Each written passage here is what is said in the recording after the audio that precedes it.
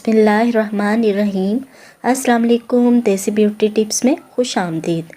आज मैं बात कर रही हूँ एक ऐसी मुफीद चीज़ की जो हर घर के किचन की अहम ज़रूरत है, जो ना सिर्फ़ पेट की हर तरह की बीमारियों से निजात दिलाती है बल्कि जिस्म के हर अज़ू के लिए नहायत मुफीद है। और सबसे बढ़कर सोने पे सुहागा, वज़न कम करने के लिए ये एक बेहतरीन चीज़ है।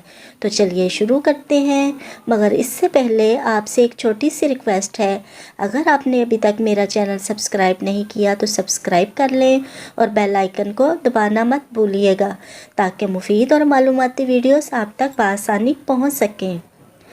दोस्तों, लंच और डिनर में तेज़ मसालेदार चीज़ें खाने के बाद अक्सर आपने देखा होगा कि रिफ़्रेशमेंट के तौर पर सौंफ आगे रखी जाती है, लेकिन बहुत कम लोगों को ये बात मालूम होगी कि सौंफ खून भी साफ़ करती है।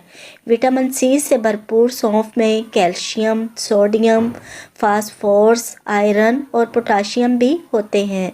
पेट की कई परेशानियों में जैसे मरोड़, दर्द, गैस, अफारा सौंफ के इस्तेमाल से दूर हो जाती हैं।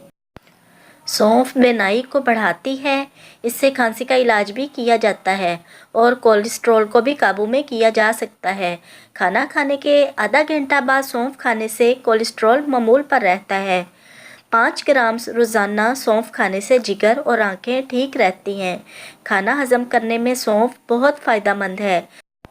तेल के बगैर सौंफ को तवे पर भूनकर खाना बहुत फ़ायदेमंद है। 2 कप पानी में 2 चम्मच सौंफ को उबालकर पीने से हाजमा और खांसी ठीक हो जाते हैं। सांस की प्रॉब्लम और खांसी के इलाज में सौंफ बहुत फ़ायदा पहुंचाती है।